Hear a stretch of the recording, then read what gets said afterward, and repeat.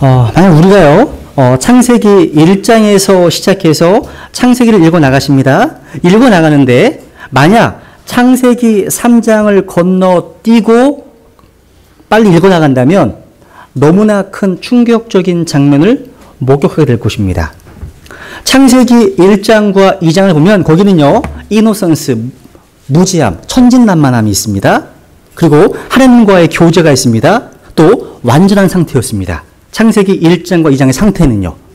근데 창세기 4장부터 가보니까 갑자기 시기가 있고 질투가 있습니다. 살인이 있습니다. 형제간에 죽입니다. 그리고 거짓말이 있고요. 사악함이 있고요. 부패가 있습니다. 또 반역이 있고 심판이 있습니다. 그러니까 성경을 쭉 읽어나가더라도요, 똑같은 이야기가 반복됩니다.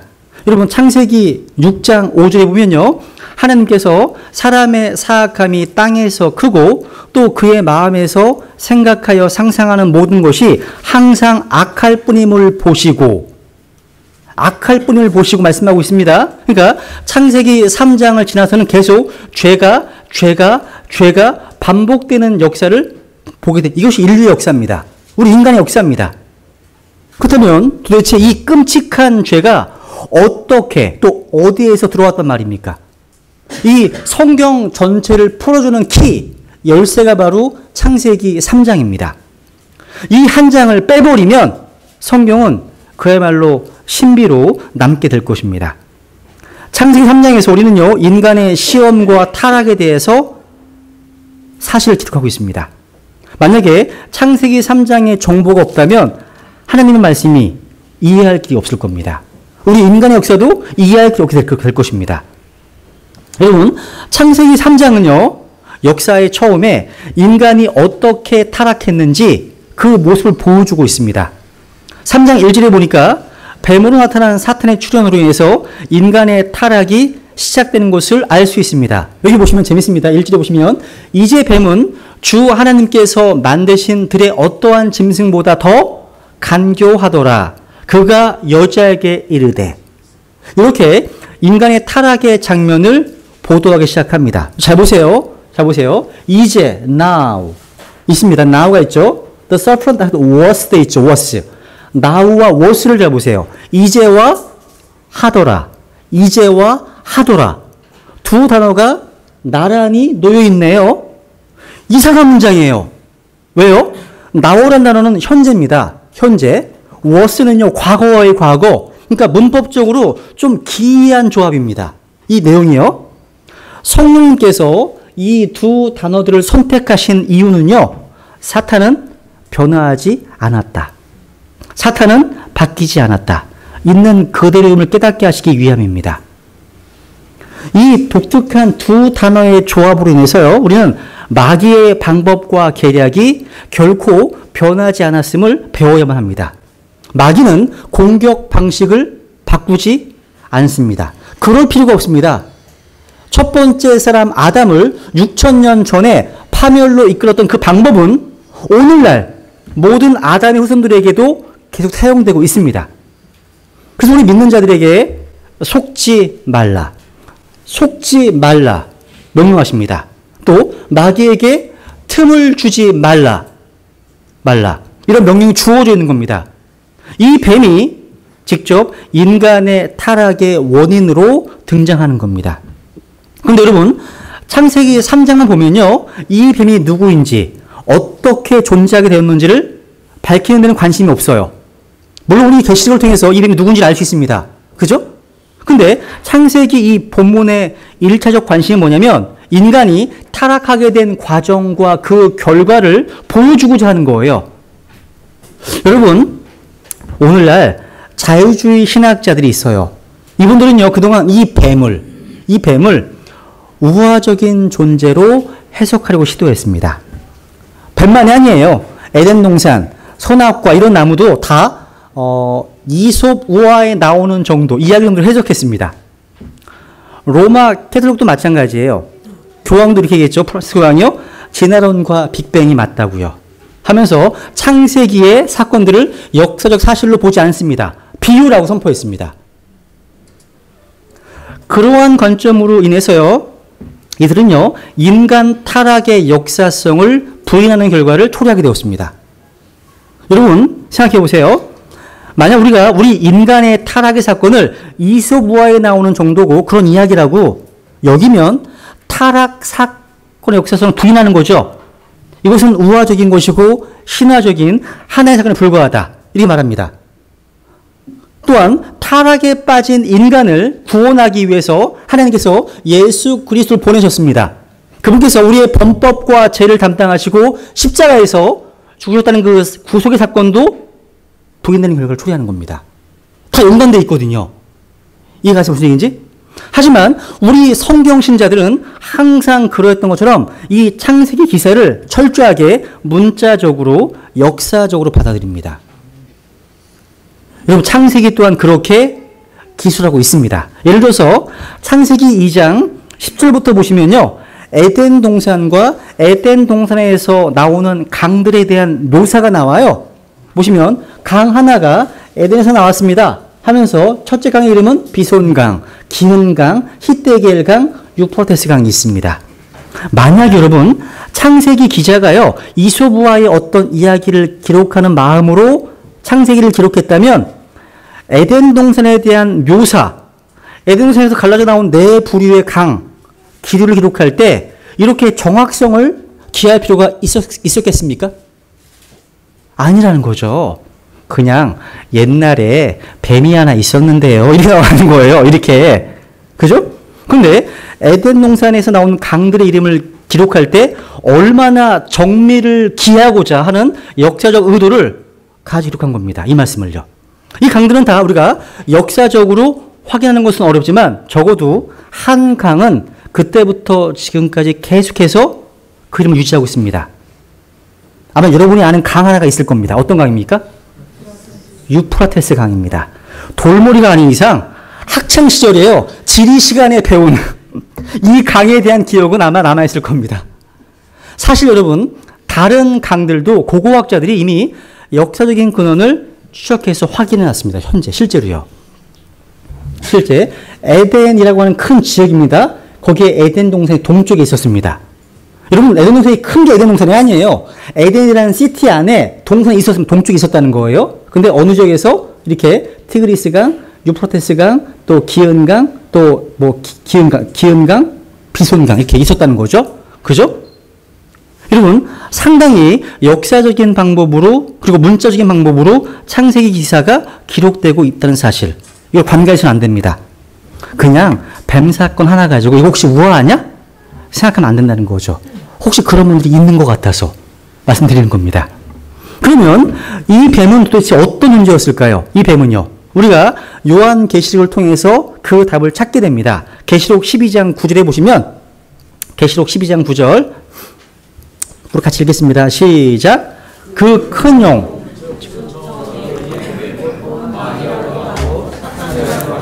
온 세상을 속이는 자가 내쫓기더라.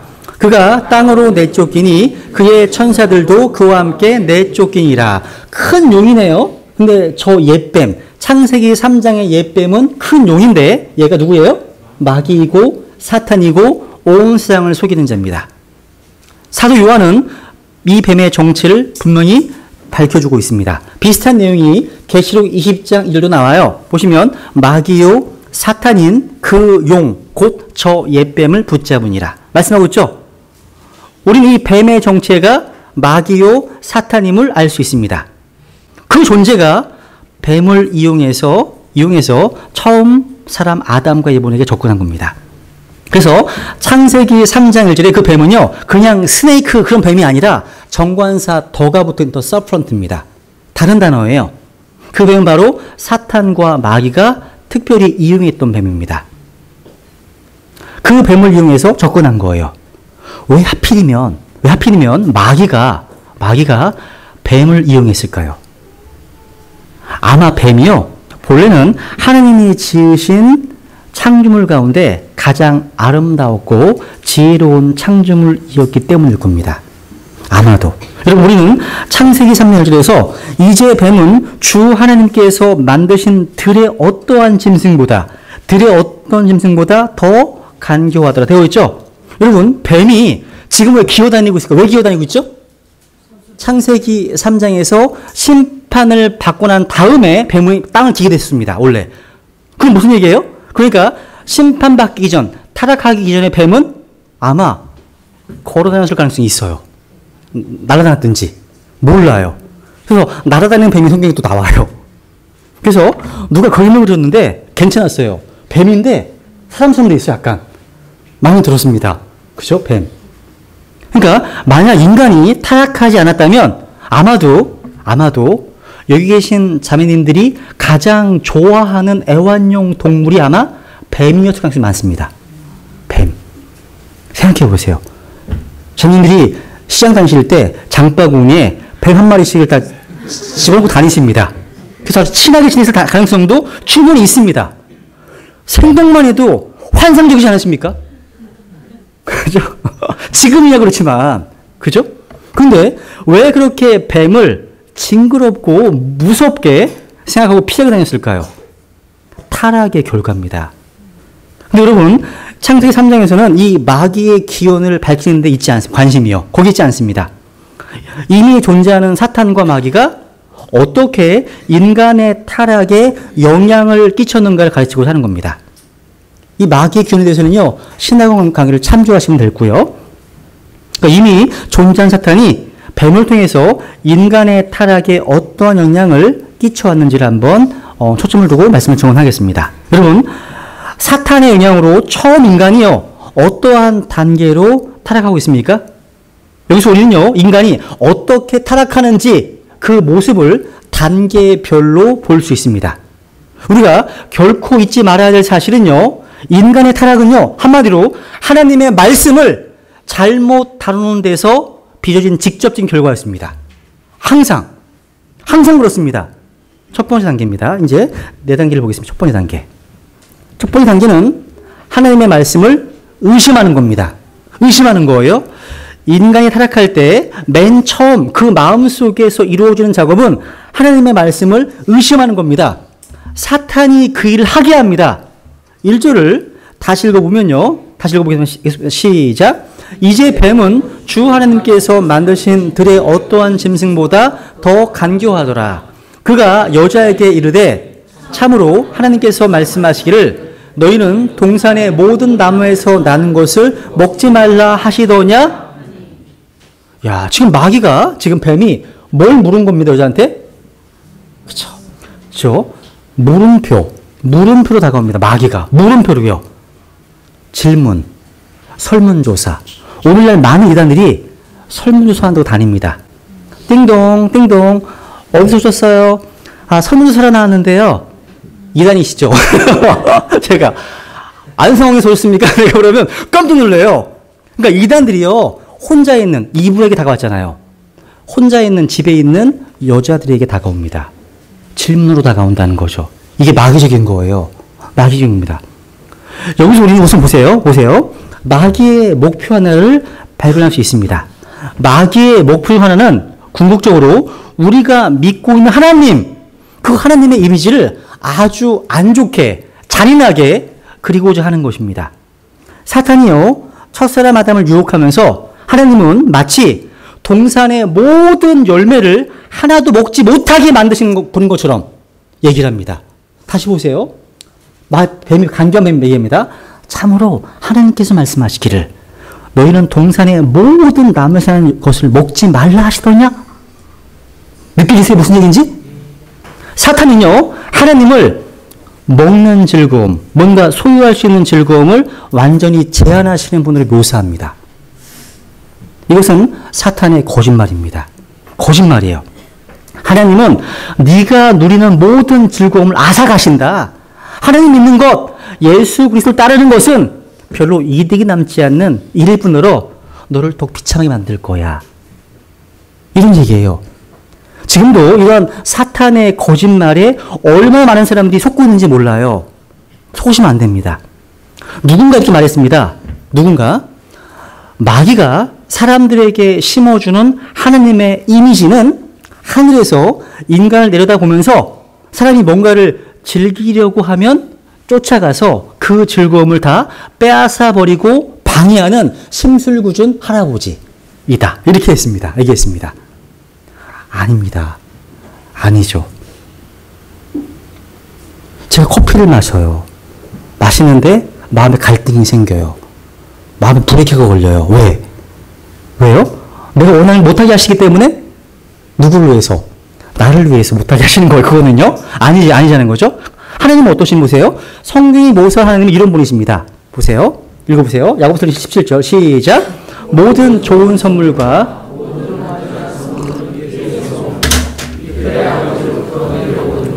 그분께는 변함도 없고 회전하는 그림자로 없느니라. 하나님은요, 무엇이든 좋은 것을 우리에게 주십니다. 좋은 거 주시는 분이십니다. 또 시편 16편 11절에 보시면 주께서 생명의 행로를 내게 보이시니 주 앞에는 충만한 기쁨이 있고 주의 오른쪽에는 영원토록 즐거움이 있나이다. 찬양했습니다. 하나님은 충만한 기쁨의 하나님이십니다. 또 영원한 즐거움을 향유하시는 분이십니다. 그분은요, 자신이 누리고 있는 즐거움과 기쁨을 우리에게 공급하시길 기뻐하십니다. 그런데 사탄은요, 마치 우리가 예수님을 믿으면 신나는 일도 다 빼앗기고 기쁨도 사라질 것처럼 말합니다. 이 사탄의 꾀임은요, 어른, 아이나 어른을 가리지 않습니다.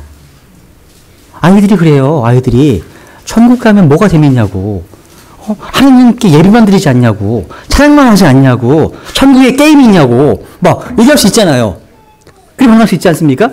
그러니까 예수 믿는 것이 기쁨도 없고 즐거움도 없는 굉장히 삭막하고 따분한 일인 것처럼 이해한다는 사실, 마귀의 꾀임입니다. 그렇지 않습니다. 저는 오히려요, 예수님을 안 믿고 사는 사람들을 볼 때 참 많죠. 그런 분들이. 저 사람들이 무슨 재미로 사는지 생각하게 됩니다. 무슨 인생의 목적으로 사는지 모르겠어요. 내가 어디서 왔는지, 왜 사는지, 목적을 몰라. 그냥 사는 거예요, 그냥. 여러분, 철학자 키에로 케고는 이런 말을 했어요. 사람들이요, 세상에서 누리는 기쁨과 하나님을 아는 즐거움이 어떻게 다른가를 이렇게 비교했습니다. 캄캄한 시골길을요, 한 농부가 등불을 켜고 마차를 몰고 갑니다. 불행히도 이 농부는요, 마차에 켜놓은 그 등불 때문에 아름답게 빛나는 밤하늘을 보지 못합니다. 세상에서 누리는 이 즐거움, 세상 사람들이 말하는 이 즐거움은요, 그것이 고급한 즐거움이든 저급한 기쁨이든 간에 이 농부가요, 마차에 켜고 다니는 등불과 같은 것이다. 이렇게 얘기했습니다. 맞습니다, 여러분. 때때로 우리는요, 이 등불 때문에 밤하늘에 빛나는 별빛을 보지 못합니다. 하나님을 느끼지 못한다는 거죠. 여러분, 하나님을 알고 그분을 사랑하는 자는 하나님을 찬양하지 않을 수 없습니다. 하나님이 찬양하라 말씀하셨는데, 우주를 창조하시고 나를 지으신 하나님을 알고 그분의 십자가 사랑을 깨달은 자는 그 하나님을 찬양하지 않고는 견디지 못합니다. 마음속에 기쁨과 즐거움이 넘쳐서 저절로 주님을 찬양하게 됩니다. 그래서 예배가 즐거운 일이 되는 겁니다. 여러분, 아프리카 선교사 리빙스턴이요, 선교지에서 잠시 돌아왔을 때 한 사람이 이런 질문을 했습니다. 선교사님, 선교하느라 얼마나 고생이 많으셨습니까? 그동안의 희생과 고생을 생각하면 선교사 나간다는 것이 혹시 후회되지 않으십니까? 물었습니다. 이게 리빙스턴이요, 다음과 같은 유명한 말을 남겼습니다. 희생이라니요, 저는 이 일이 너무 즐겁습니다.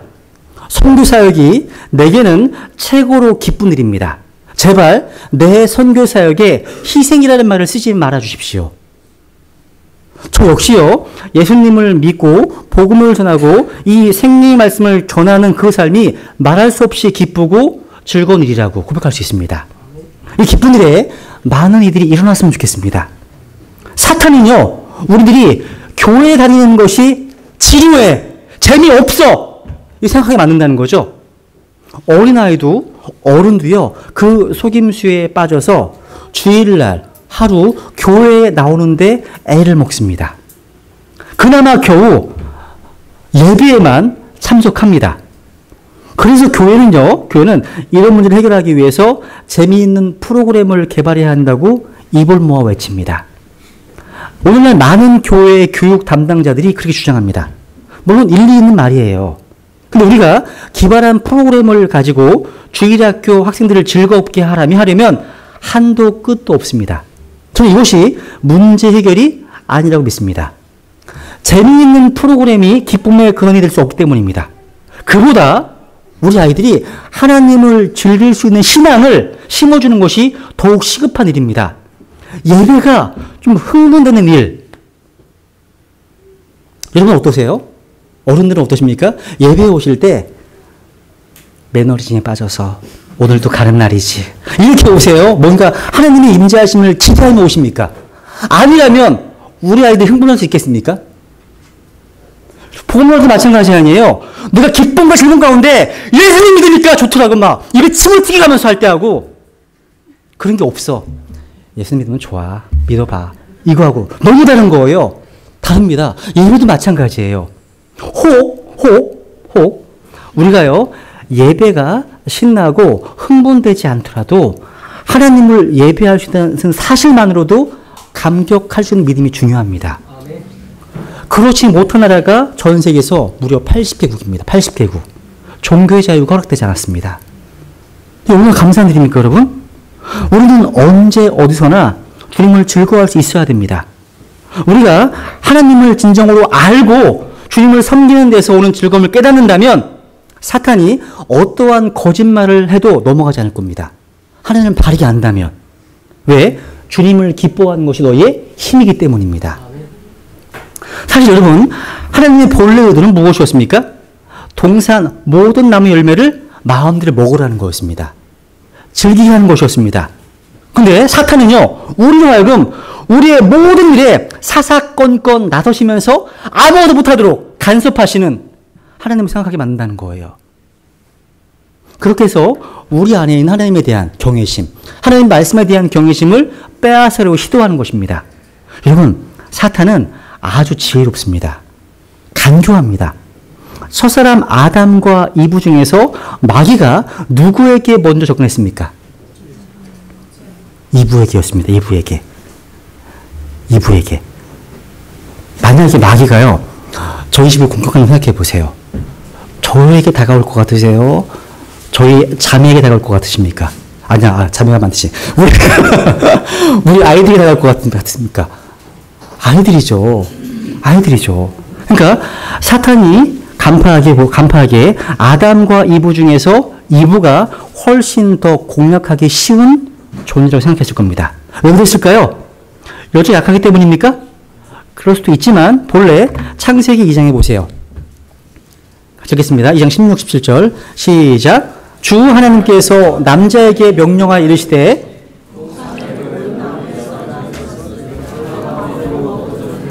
선악을 알게 하는 나무에서 나는 것은 먹지 말라. 그 나무에서 나는 것을 먹는 날에 내가 반드시 죽으리라 하시니라.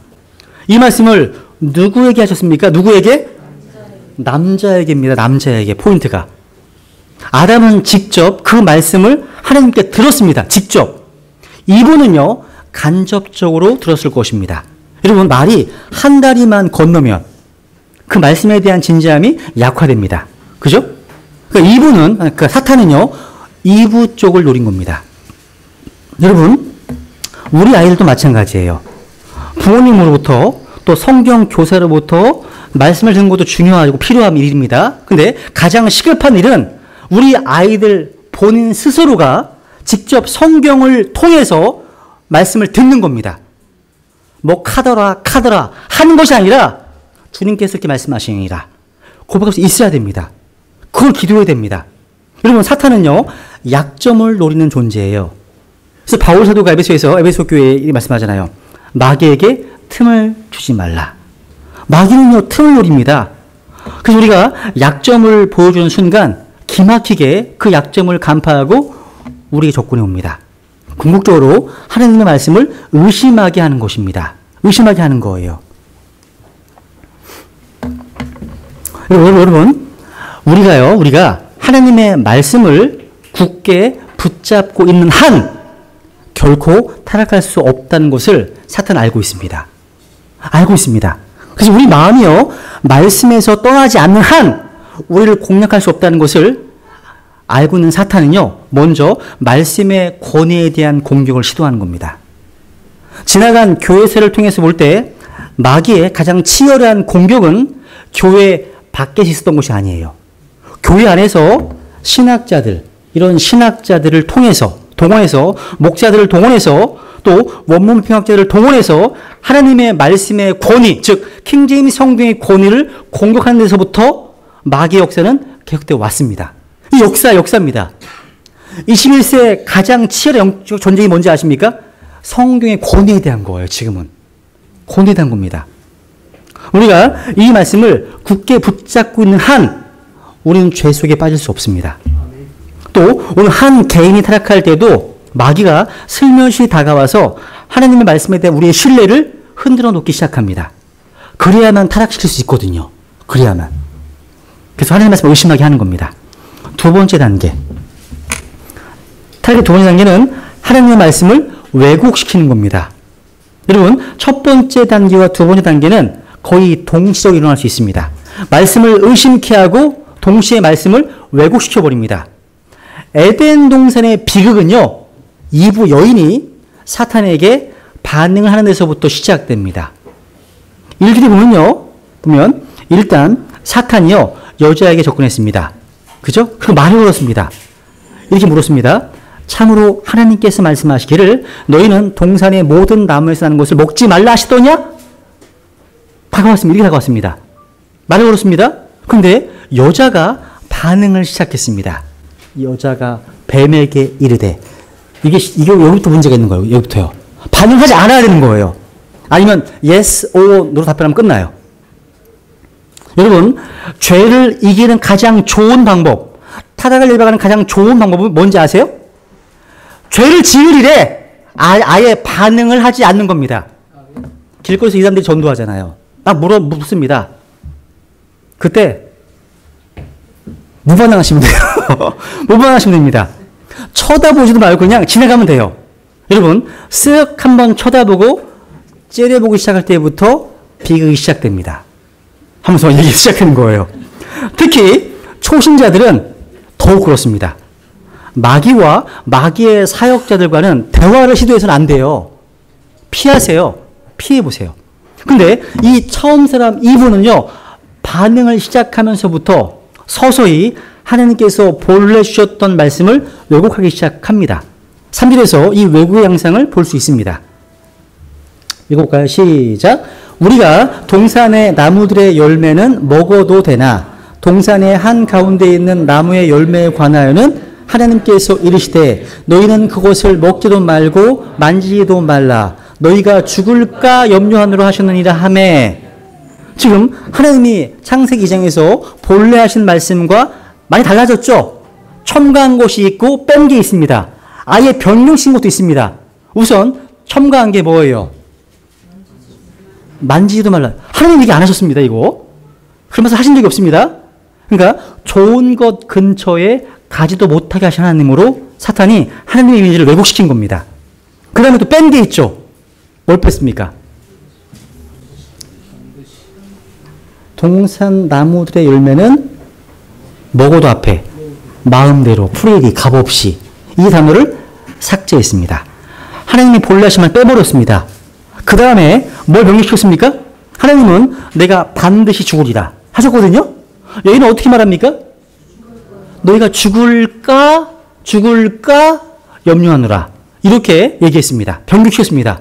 더하고 빼고 변경하는 것 마귀의 역사입니다.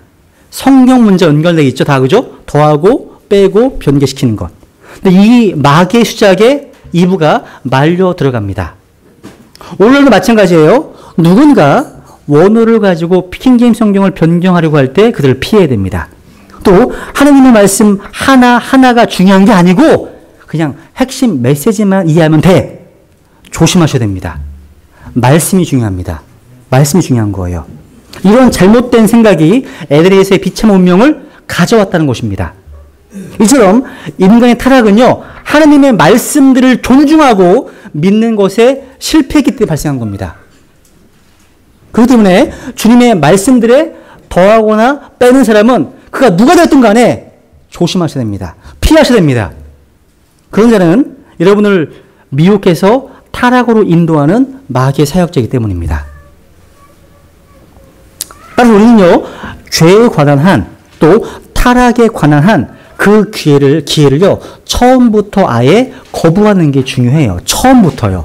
그래서 시편 1편에 보세요. 시편 1편 1절. 여기 복 있는 사람이 어떤 사람이냐면 같이 읽어볼게요. 시작. 경건치 아니한 자들의 계획대로 걷지 아니하고 죄인들의 길에 서지 아니하며 조용하는 자들의 자리에 앉지 아니하는 사람은 복이 있도다. 말씀하고 있습니다. 야, 우리가 이 말씀을 들을 때 늘 강조하는 얘기지만요. 여기에 사용된 동사가 점진적 병행법을 사용하고 있습니다. 우선 제일 먼저 나오는 동사가 뭐예요? 걷지 아니하고, 걷지 아니한다. 그 다음에 서지 아니한다. 그 다음에 앉지 아니한다. 걷다 보면 서게 되고 서 있다 보면 털썩 주저앉아 버리고 맙니다. 처음부터 아예 걷지를 말해야 돼요. 처음부터. 경건치 아니한 자들과 함께 걷는 것 자체를 거부해야 된다는 말입니다. 그래서 바울서는요, 목회서신에서 우리가 피할 것과 함께 할 것을 분별하는 것이 지혜라고 말하고 있습니다. 디모데서 2장 22절 시작. 또한 청년의 정욕을 피하고 오직 순수한 마음으로 주를 부르는 자들과 함께 의와 믿음과 사랑과 화평을 따르라. 여기 보세요. 우리가 의와 믿음과 사랑과 화평을 따르기 위해서는 먼저 강조된 두 가지 전제가 있습니다. 첫째 뭐예요? 피하는 거예요. 피해야 됩니다. 뭘 피하고 있습니까? 청년의 러스트, 욕심, 욕망, 정욕을 피하라고 했습니다. 죄 지을 일을 피하는 게 중요합니다. 죄 지을 마음을, 죄 지을 생각을, 죄 지을 상황을, 죄를 지을 사건을 피하는 게 중요하다는 거예요. 두 번째는 뭐예요? 두 번째는요, 함께. 누구와? 오직 순수한 마음으로 주님을 부르는 사람들과 나에게 신앙적인 유익을 줄 수 있는, 신앙적인 자극을 줄 수 있는 사람들, 나를 이렇게 세워줄 수 있는 순수한 사람들과 함께하는 말입니다. 교제의 대상이 되게 중요한 거예요. 사탄이 우리를 타락시키기 위해서 먼저 하는 말씀을 서서히 떠나가게 합니다. 그 말씀을 의심하게 하고 그 다음에 그 말씀을 왜곡하게 합니다. 있는 그대로 말씀을 받기보다는 말씀을 서서히 왜곡하게 만듭니다. 그럼 반드시 세 번째 단계로 가게 됩니다. 세 번째 단계. 뭐예요? 하나님의 말씀을 부인하는 겁니다. 부인하게 만듭니다. 창세기 3장 4절에 보세요. 3장 4절. 뱀이 이렇게 얘기합니다. 뱀이 여자에게 이르되 너희가 절대로 죽지 아니하리라. 이렇게 했습니다.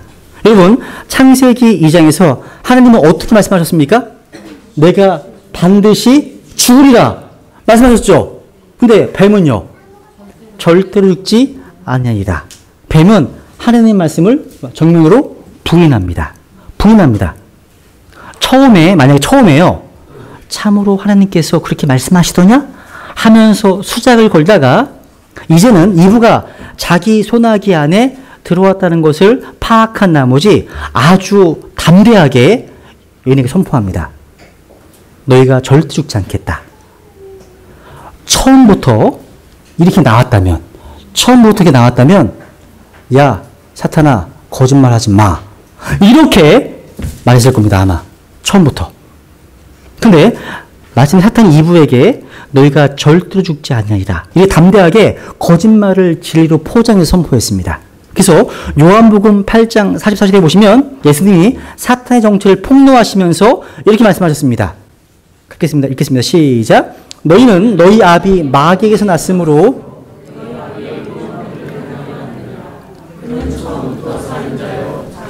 진리가 없으므로 진리 안에 거하지 아니하고 거짓말을 할 때 자기의 것으로 말하나니 이는 그가 거짓말쟁이요 거짓의 아비이기 때문이라.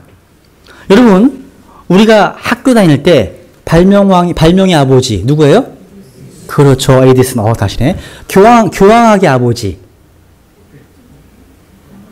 바로 아닌데. 하이든입니다. 뭐 이런 거 많이 배우지 않으셨습니까?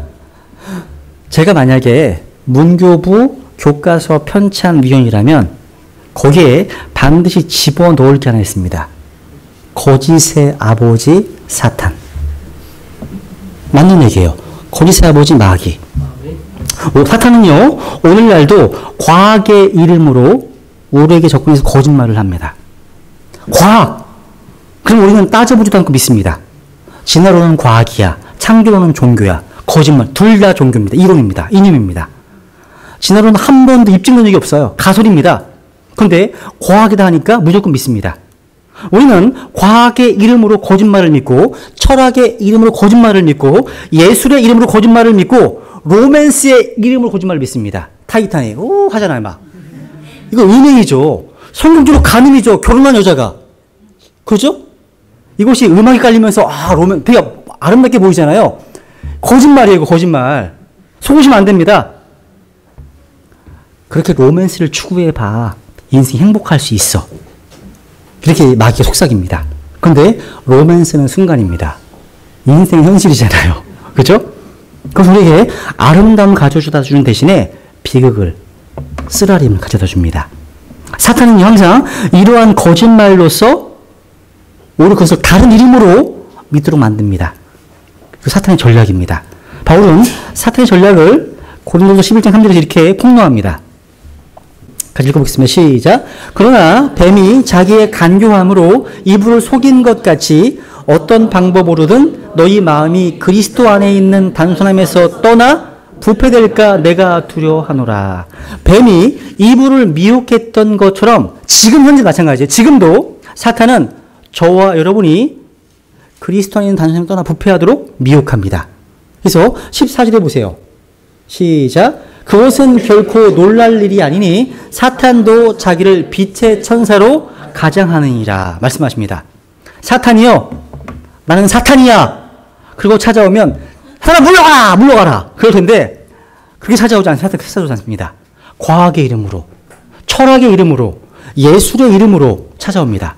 아주 황홀한 이름으로 빛의 천사로 가정에서 나타납니다. 여러분, 어떤 교회 가면 사탄을 너무 과소평가해요. 사탄을 되게 과소평가하더라고요. 아닙니다. 사탄은 6,000년 동안 사람을 다뤄왔던 전문가입니다. 전략가예요. 과소평가해서는 안 됩니다. 그렇다고 너무 과대평가해서도 안 됩니다.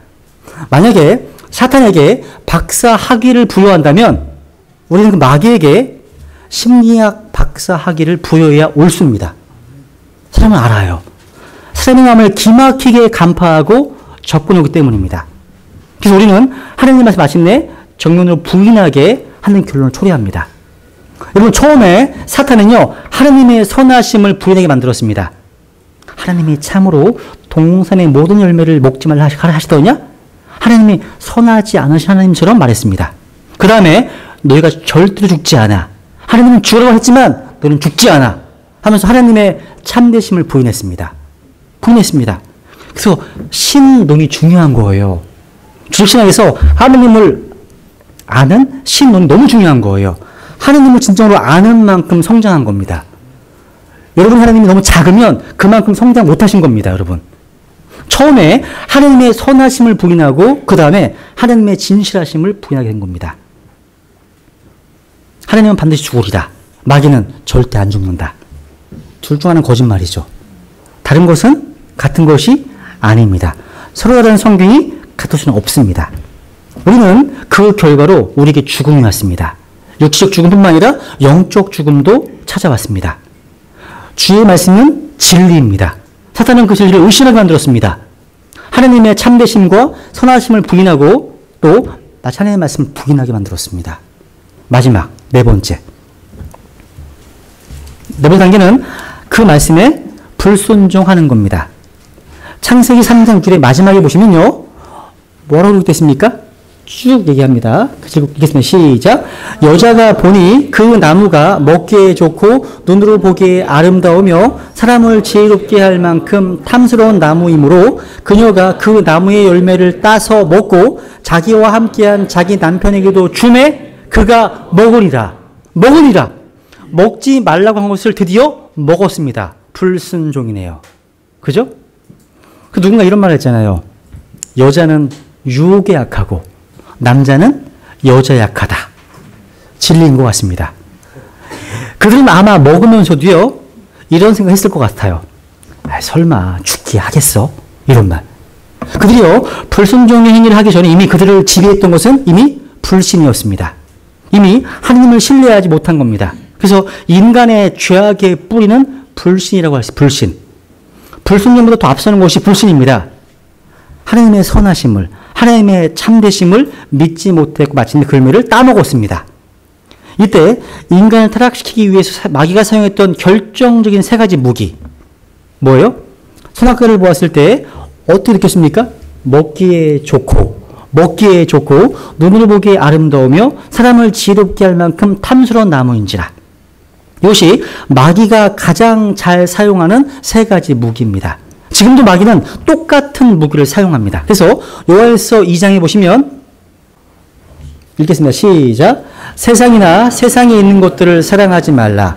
어떤 사람이 세상을 사랑하면 아버지의 사랑이 그 속에 있지 아니하니 세상에 있는 모든 것, 즉 육신의 정욕과 안목의 정욕과 인생의 자랑은 아버지에게서 나지 아니하고 세상에서 나느니라. 세상도 그 정욕도 사라지되 오직 하나님의 뜻을 행하는 자는 영원토록 거하니라. 먹고 싶다. 육신의 정욕. 눈으로 보기에 아름답다. 뭐요? 안목의 정욕. 지혜롭게 할 만큼 탐스러운 나무인지라. 내가 이걸 따먹으면 신들처럼 될 거야. 이게 인생의 자랑. 이것이 마귀의 세 가지 무기입니다. 여러분 기억하셔야 됩니다. 첫사람 아담이 타락한 그 자리에서 우리 인간을 구원하기 위해 오셨던 둘째 아담, 마지막 아담이신 예수님도 이 마귀의 세 가지 시험을 직면하셨습니다. 아담 이후 4,000년이 지난 후에 사탄은 또 다른 아담이신, 마지막 아담이신 예수님께 왔습니다. 이번에는 무대가 동산이 아닌 광야가 무대였습니다. 광야에서 굶주리실 때 마귀가 와서 접근했습니다. 이 돌에게 명령하여 그것이 빵이 되게 하라. 배고픈 사람에게 빵 이야기를 하니까 얼마나 절실한 육신의 정욕이겠습니까? 또 세상의 모든 왕국들을 보여주면서 내게 경배해. 다 줄게. 이거 뭡니까? 안목의 정욕입니다. 이제 마귀는 늘 성공해왔던 바로 그 방법으로 공격을 시도합니다. 그걸 시험했습니다. 성전 꼭대기에 들이고 올라가서 뛰어내려! 내 발이 땅에 닿기 전에 천사가 내 발을 딱 들어 올리면 내일 아침 신문에 나올 거야. 넌 유명해지는 거야. 넌 굉장한 존재가 될 거야. 알아? 이렇게. 이 인생 자랑입니다. 한번 읽어볼까요? 읽으면 4장 10절. 시작. 기록된 바 그분께서 자신의 천사들에게 너에 대한 책무를 주사 너를 지키게 하시리니 그들이 자기 손으로 너를 들어 언제라도 그 발이 돌에 부딪히지 아니하게 하였느니라 하며. 이 말을 누가 했어요? 마귀가 한 거야. 마귀가 성경을 잘 압니다. 그런데 하나를 바꿔버렸어요. 뭐예요? 언제라도. 이게 아니에요. 이 말씀은 시편 91편을 인용한 말씀이에요. 보세요. 시편 91편. 이게 원래 말씀입니다. 시작.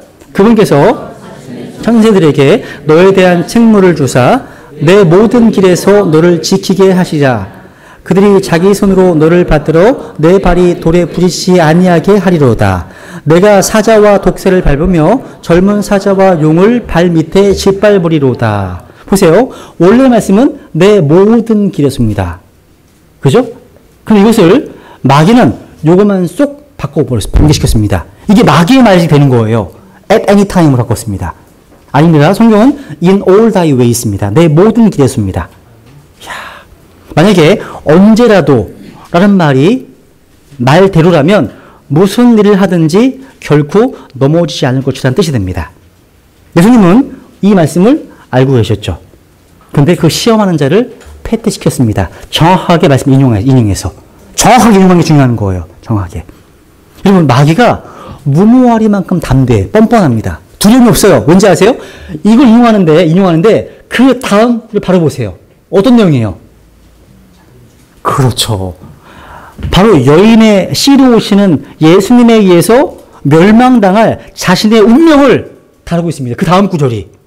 근데 앞으로 인용이 바로 무모한 거예요. 엄청 뻔뻔한 거죠. 두려움이 없는 거예요. 여러분, 예수님은 이 모든 사탄의 유혹 앞에서 어떻게 승리하셨습니까? 예수님이 뭐라고 말씀하셨습니까? 사람이 빵으로만 살 것이 아니요. 라고 처음 말씀하신 게 아니에요. 그보다 앞서서 하신 말씀이 있습니다. 뭐예요? 기록되었을 때. 따라해보세요. 기록되었을 때. 이것이 굉장히 중요한 거예요. 마귀가 유혹하니까 예수님은 제일 먼저 뭘 생각하셨습니까? 기록되었을 때. 성경이 뭐라고 말씀하시느냐. 이걸 생각했습니다. 생각할 수 있습니다. 그런데 조금 더 바꾸면 안 돼요. 지는 거예요. 마귀 지는 겁니다. 신명기 때 하나님 말씀을 인용하셨습니다. 그리고 그 말씀을 붙들고 승리하신 거란 사실이죠. 그죠?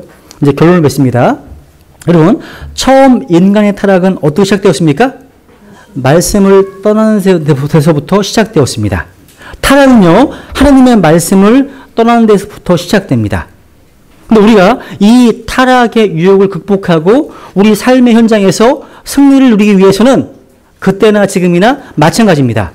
그것은 킹제임스 성경이라고 하는 하나님의 완전한 말씀을 붙잡는 것이 시작됩니다.